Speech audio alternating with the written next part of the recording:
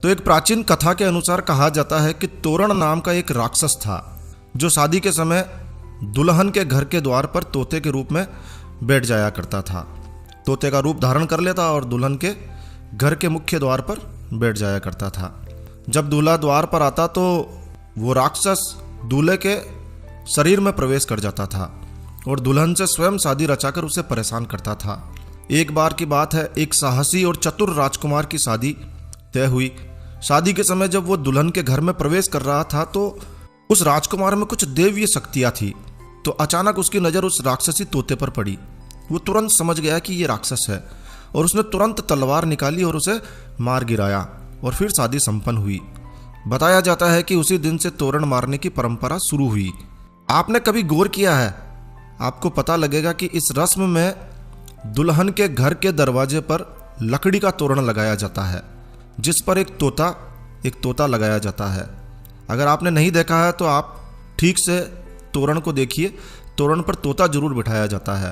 तो लकड़ी से तोरण बनाया जाता है और उस पर एक राक्षस का प्रतीक तोता बिठाया जाता है और बगल में दोनों तरफ छोटे तोते बिठाए जाते हैं। दूल्हा जब शादी के समय वधू के मुख्य द्वार पर आता है तो तलवार से उस लकड़ी के बने राक्षस रूपी तोते को मारने की रस्म पूर्ण करता है। गांवों में तोरण का निर्माण खाती के द्वारा किया जाता है, लेकिन आजकल बाजार में सुंदर सुंदर तोरण मिलने लगे हैं। कुछ तोरण तो चाइनीज तोरण है जिस पर गणेश जी और स्वास्तिक जैसे धार्मिक चिन्ह अंकित किए होते हैं।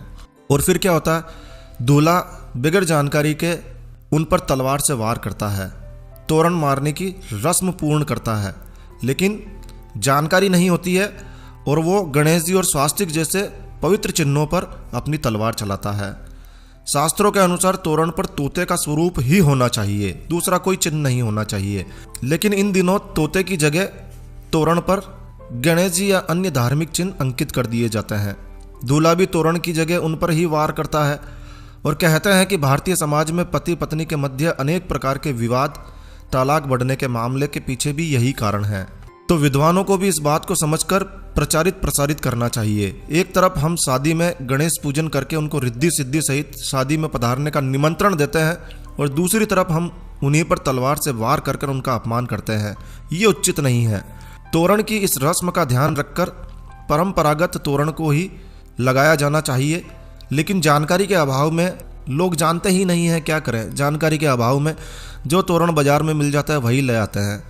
तो इस बात का विशेष रूप से ध्यान रखें कि इस बार जब भी किसी की शादी हो और यदि आपकी नज़र इस प्रकार के तोरण पर पड़े तो उसे समझाइए और हो सके तो इस वीडियो को अधिक से अधिक शेयर कीजिए। यदि आप हिंदू हैं, हिंदू धर्म को, हिंदू परंपराओं को जिंदा रखना चाहते हैं तो इस वीडियो को ज़रूर से शेयर कीजिए। दोस्तों, हम इस वीडियो के माध्यम से